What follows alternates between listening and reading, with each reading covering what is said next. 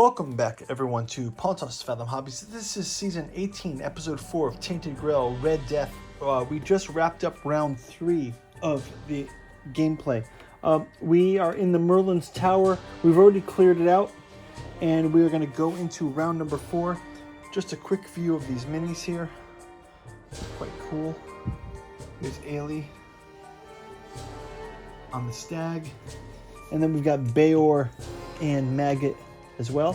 I'm going to go down to Castle Camelot. Even though we're supposed to clear the board out, I'm just going to kind of play it out. It's a solo game, so I'm going to do it how I want to. But got Bayor on this giant boar. You've got Maggot here as well. We'll move them down to 490. We're going to have a quick word from this channel's sponsor, and then we'll jump right into round 4 gameplay. Thank you guys for watching. We'll be right back. Pontos Fathom Hobbies is brought to you by the books that we produce. We've got the 6 volumes of August Moldenhauer and Giuseppe Balsamo's Cat 2 journals out of Lovecraft's Providence, including the Hermeticism of Hastur, Genealogy of Cthulhu, Necromancy of Nyarlathotep, and also featuring our hardcover edition of the Cat 2 journals. We've also got the 3 volumes of August Moldenhauer's Artificial Psychoanalysis Desiring Machines, also available in our hardcover edition. We've also got our podcast series featuring the Esoteric Saturn Mysteries, the Esoteric Dragon Mysteries, and also Alchemy and Anthroposophy in the Dune Saga, a deep dive into what makes Frank Herbert's Dune Saga resonate with us. We've got a special sponsor this month, Nereus Media, featuring Benson Magos' Flowing the Tears of the Flesh Android and the Trump trilogy ending in the God Emperor Trump. Finally, we've got our newest offering, The Alchemical Courtship in the Dreamlands, taking place in Lovecraft's Dreamlands. Each volume takes place in a different Lovecraft city. Aimless in the dream city of Cellophase, Hope's Home in Iron Domed Dalathlene, Stubborn Devotions in Thrawn with the Temple of Hypnos. Check out the bookstore link, check out our Patreon. Now back to our gameplay. Okay, let's check out round 4. We'll jump into Camelot. 490. Castle Camelot. It says, Camelot's gate is solid iron, so thick even the Fomorian battering ram abandoned on the side of the bridge could not punch through it. The reliefs on the gate are damaged and vandalized beyond recognition, but it remains closed, blocking the way into the fortress. A smaller path leads from the side of the gate, down a narrow set of stairs, to the bottom of the castle's moat.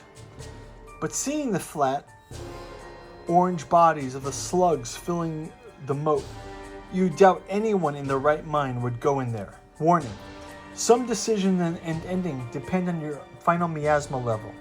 If you have low miasma, it's best to look for ways to do it, in and out of Camelot before you enter the castle. If you have the Forlorn Splendor Part 6 status, Forlorn Splendor, let's check. Forlorn Splendor. We don't have it. Go to verse 44. Otherwise, choose. Open the gate to the King's Key. Go to verse 1. Okay, open the gate to the King's Key. Go to verse 1. Open the gate with the King's Key. Go to verse 1. You reach for the large keys you found in the false king's tomb. Could it be what you need to open the gate? Finally, a proper keyhole takes a long while, but you eventually spot it. Manage to clean it out of the rubbish. The key turns, not without difficulty. Giant locking bolts sliding back. You push at the bent gate with your shoulders and move just enough to get you through. The momentum, so we're in 4. The mountain of stone seems to float in front of you, supported by delicate arches climbing higher without bastions and staircases, topped by the impressive Merlin's Tower. You're in the Courtyard of Unity, the lowest of Camelot's many courtyards. Named that way because it's filled with thrones, ceremonial chairs, and stools that once belonged to countless minor kings and chieftains who were united by the ruling Pendragons. You wonder whether the fact that everyone who ever entered this castle had to walk past them helped stave off at least 1 or 2 rebellions. From here, you can follow the ceremonial road to lead you to the castle, to Arthur's throne. You can also cross the middle courtyard, where the Knights of the Round Table were. Enter.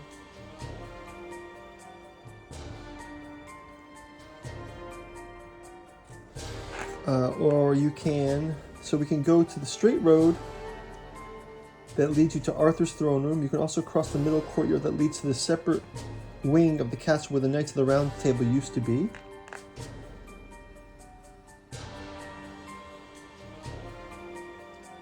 Finally, you can enter the servants' hall. So if we enter the Knights' quarters,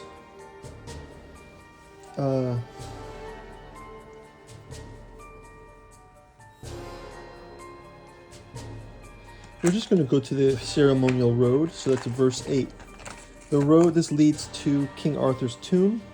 The road cuts through the royal gardens. Once beautiful now and wild and probably dangerous, you trip a loose rock and look down. Each cobblestone of the ceremonial road bears the name of a different knight. It's a weird feeling, stomping on decades worth of history of the Round Table. Let's follow the ceremonial road. 20 says the road passes the hall and a high arched ceiling. Enter the grand hall. Verse 10. The ceiling arches high above you, providing cool shade for dozens of banquets and feasts. Also, they entertain them while eating. The largest of the shows you young Arthur drawing a sword from the stone, surrounded by a shock court with his foster father Sir Ector and his half-brother Sir Kay, watching incredulously, surprised that Arthur was in fact one of the Pendragons. If your thing is 4 or more, if our empathy, no, our caution is 4 or more, yes. It's 4 or more. Where was I?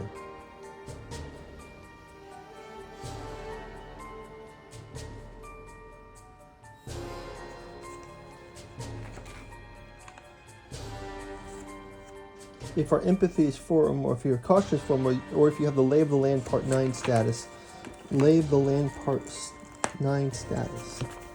Lay of the Land Part 9 status. No, we don't have that.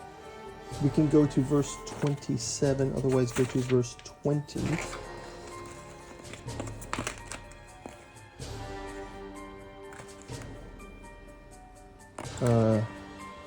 The road passes the hall with a high arched ceiling. We're going to enter the grand hall. We're going to follow the ceremonial road.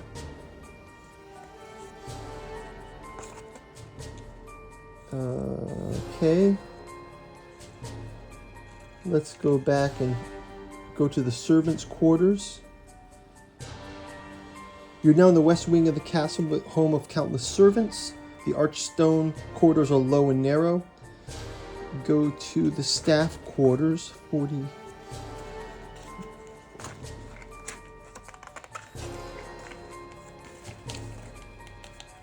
So the servants didn't own much. They left nothing behind. Go to verse 13. You're now in the small servant's bedroom.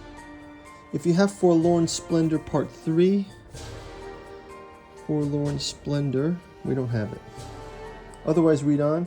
This is a dead end. Go to verse 16. Okay. Find the seneschal's office. The seneschal is the head of the king's household. Go to verse 23. The seneschal office is cramped. Crumbling papers pile up on the small desk. A tidal wave of old vellum and crumbling wax seals. Search through the documents. Inspect the plans on the wall. The map doesn't reveal much. It shows no secrets or hidden passages, only a crude map. A ceremonial road leads to the throne room. A pile of scrolls, notebooks, and writing slates of various notes stacked around the seneschal's desk. Roll the die. And we can add. Go to. If you have the Forlorn Splendor 1, under a stack of bills there's an envelope that says the wizard agreed to let our staff in only on the first day of the first week of the month. If you forget how to access the stairs, use the scrying glass. You take the glass and note, gain Forlorn Splendor Part 1. Forlorn Splendor Part 1. Forlorn Splendor Part 1. Okay. Go back to 20. 23. Go back to 25, okay? And go to 43. If you have the Forlorn Splendor Part 5, you find nothing. Go to verse 23. Otherwise, read on a couple of letters from the noblemen and ladies of the court, asking the seneschal for some small favors. Most of them have a gold coin or two in the envelope. What a strange custom. You gain Forlorn Splendor Part 5. Forlorn Splendor Part 5. Go to verse 23 again. Go to verse 25. Go to verse 15. 15 says, if you have Forlorn Splendor Part 4, you find nothing. Otherwise, read on. A thick pile of reports and staff of the castle, including the anonymous complaints and denunciations. Among them, you find a strange note addressed to the seneschal. The handmaiden from the last room is increasingly disturbed with her nightly duties. She tried to confide in the other servants. Gain the Forlorn Splendor Part 4. Forlorn Splendor Part 4. So the servants are... So there's some communication between the servants and Merlin.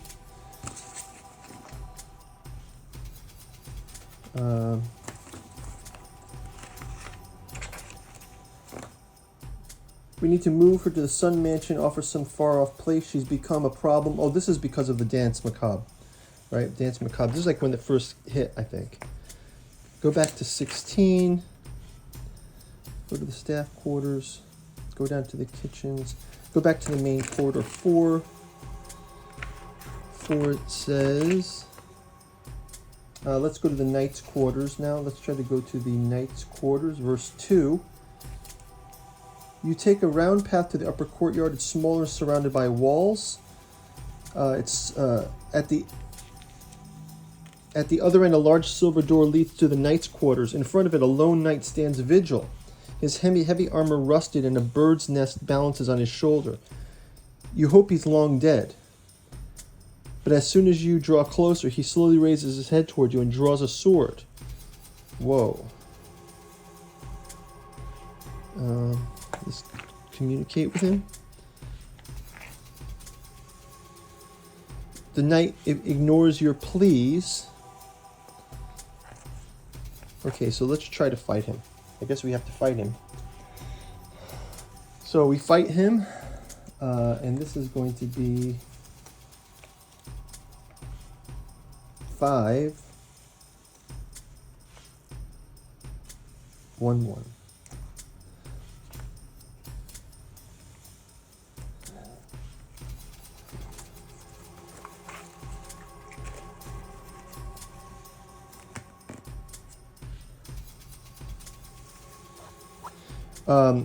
Resolve the special Rusted Knight encounter in verse 519. If you win, place a time token, go to verse 19. Okay, so let's go ahead and fight this Rusted Knight. We'll go ahead and Bayor will go first.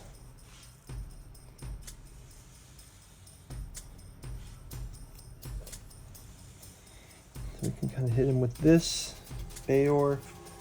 And Maggot will also hit with this one. Bayor hits with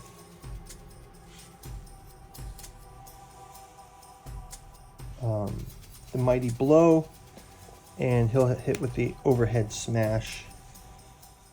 And I think that's going to hit us all the red tokens right there. So if we beat him, this encounter doesn't have a normal command pool.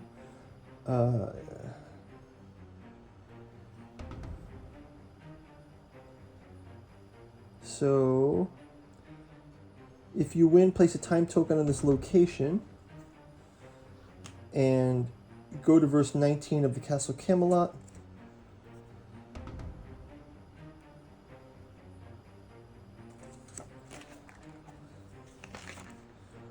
Okay, 19, Castle Camelot. It says,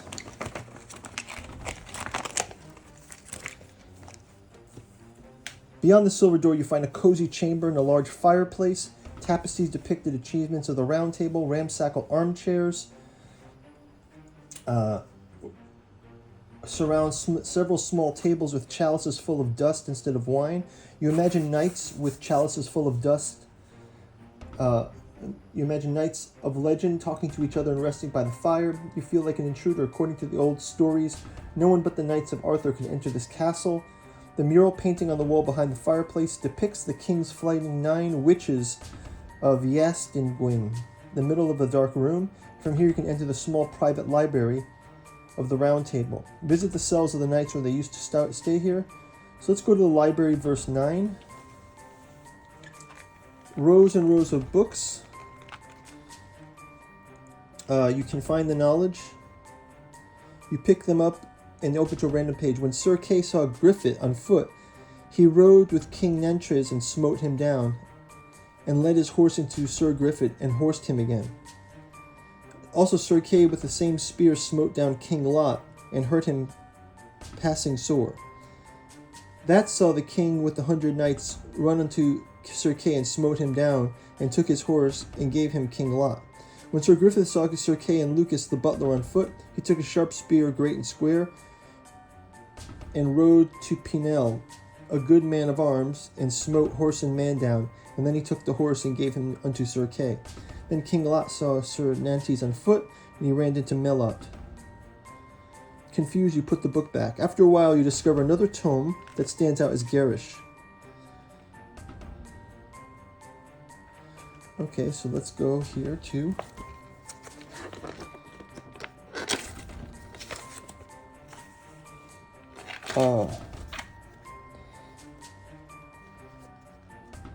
finally, a treasure trove. A library should be sacrificed.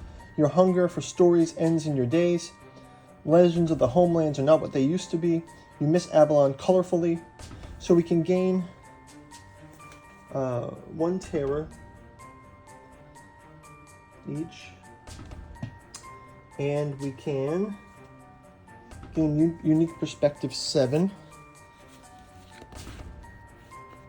We're going to write these down one day. It says our stories of Camelot. Forlorn Splendor. Oh no, so unique perspective 7. Unique perspective 7. Unique perspective 7.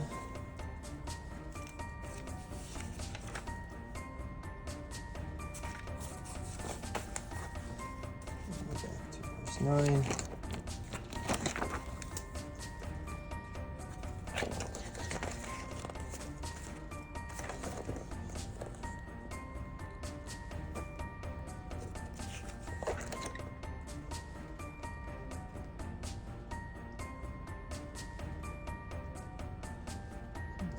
Go up the stairs.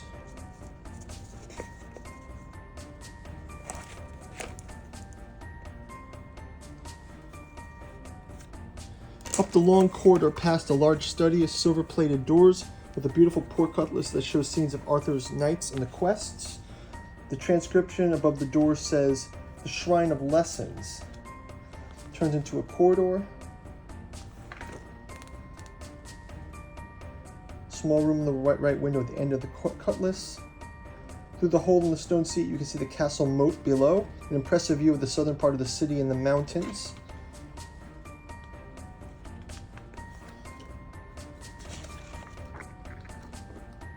If you have Forlorn Splendor Part 2,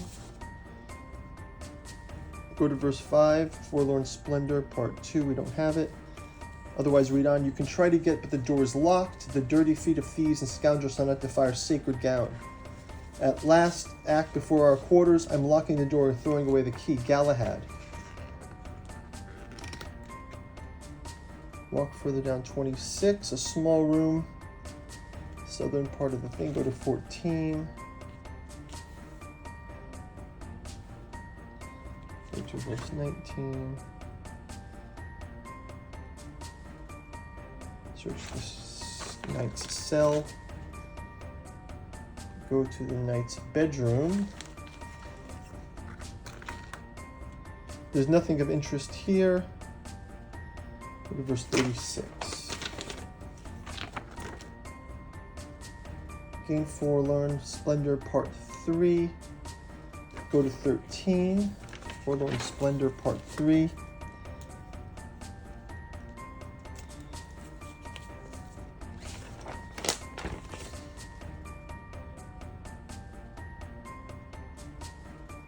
you have Forlorn Splendor Part 3, go to 39.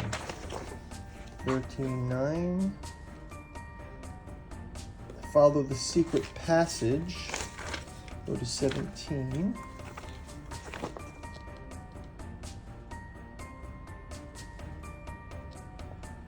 A row of cells extends to the left and right of you, each a great crest above the entrance. You recognize the names of the knights of legend: Percival, Galahad, Gawain, Bors, Lamarck, Lancelot, and many, many others in the small room. The last room has a double door with no crest. You peer inside, like all the others, perhaps left for the guests of the round table. So go to 21. 4, 2. Okay, and we move all the characters back to the Golden Alley. Exploration ends. Okay, so we move back to Golden Alley, and I think now we can. We're going to execute that Merlin's Tower that we did. I just wanted to explore Camelot a bit. Merlin's Tower. So when we were in Merlin's Tower, though, prior turn, we actually got this 820. So I'm going to go to that 820 now. I did that kind of detour to Camelot just to kind of get some of that exploration there. So now we remove Camelot. Congratulations, you've completed your quest. No dance is freedom, dance is all. So we're in the Dance Macabre right now. Congratulations, you've completed the quest from Merlin's Tower. So if you guys can see this, just think of it. I just did the turns out of order kind of. Merlin's Tower in Capsule Camelot. You can see these cards are pretty cool. Here's Merlin's Tower on the back side. And Castle Camelot. So in Merlin's Tower we discovered the Dance Macabre. So let's refocus back to last turn. It says it's hard to focus. Music, all devouring music. Your thoughts, your body join in the dance. Slave to the rhythm. Dance on, dance on, dance on in the Dance Macabre.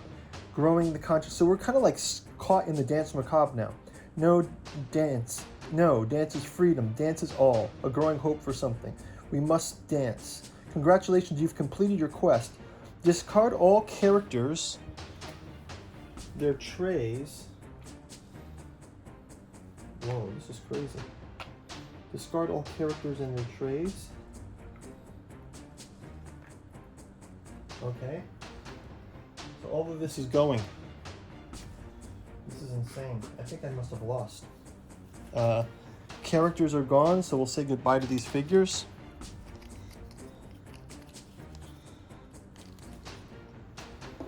And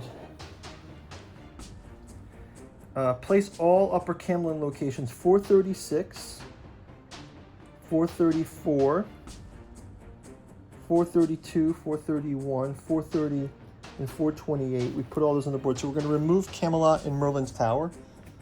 Put those back. Replace 422, the Red Gate. Okay, so let's move these over and up.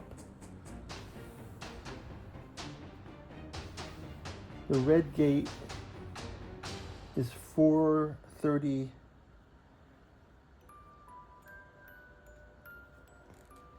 Okay, so let's go ahead and attach the Red Gate 432. Oh, we already have 432.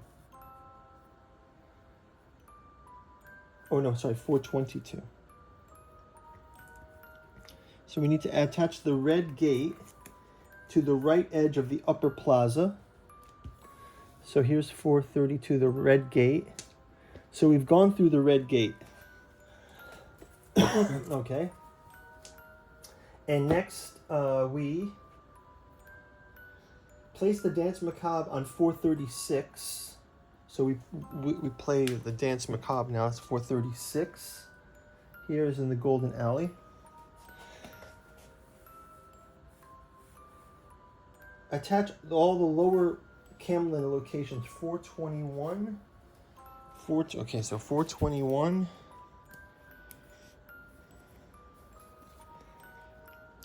421.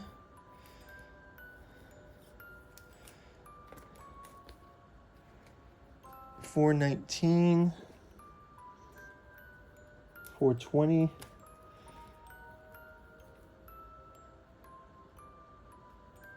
410. 412. 408. 405. 406.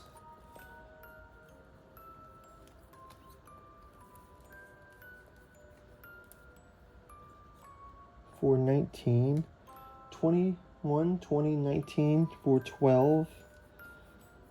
Where's 412?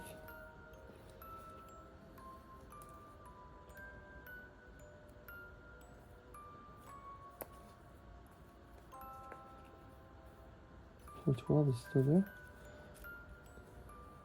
412, 410, 408, 407.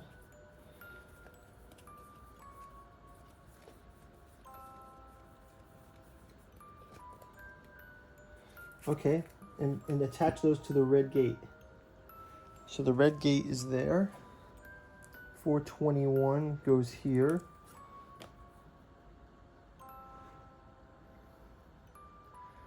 419 goes here. 420 goes here.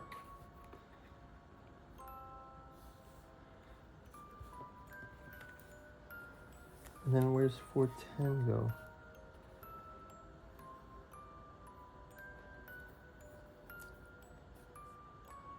.410 goes to 408.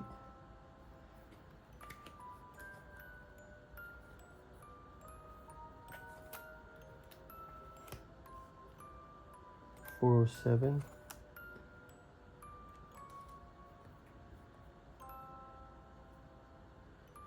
410. How am I going to fit all these on the board?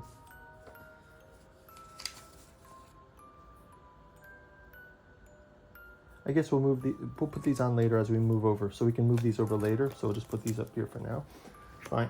Okay, and now it says, place the Dance Macabre on 436. Done. Place a pile of 6 large markers on the table by the Dance Macabre.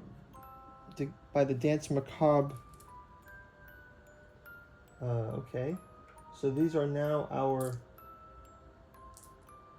the Dance Macabre.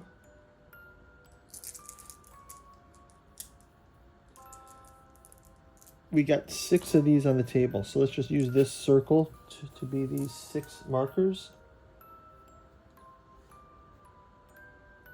Here's our Dance Macabre card. Gain secret card 113. 113. Okay, secret card 113. We gain the dance. All players are now controlled the Dance Macabre. You can look up the rules in verse 870 of the Dance Macabre. Okay, so we'll leave that one out. Discard your active quest card. If your miasma is low, gain 3 more. If it's high, gain 2 more. Okay, so now we are in the Dance Macabre, and we have this many components.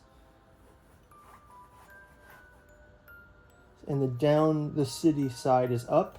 Okay, so now we're the Dance Macabre. We're going to resolve Chapter 7, Part 2.